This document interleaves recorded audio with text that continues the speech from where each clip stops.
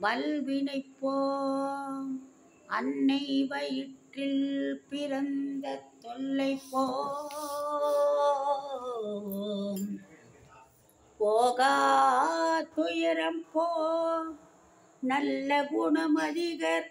மாமருணை கோபுரத்துள் வீற்றிருக்கும் செல்வ கணபதியை கைதொழுத தத்துவ உருவமே முத்தமிழ் கணபதி தனக்கு மேல் தலைவன்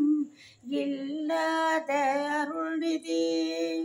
அற்புதம் நிறைந்த அழகும் பெரும் நிதி ஆக்கல் அழித்தல் அழித்தல் அவன் விதி தத்துவ உருவமே முத்தமிழ் கணபதி தனக்கு மேல் தலைவன் இல்லாத குணநிதி வினை எனும் வெப்பத்தை இரு செவி வெளித்திடும்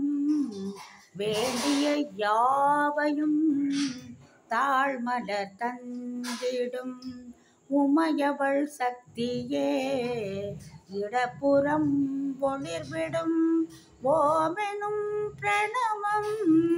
உலகெல்லாம் வலம் வரும் சத்துவ உருவமே முத்தமிழ் கணபதி தனக்கு மேல் தலைவன் இல்லாத அருள்நிதி.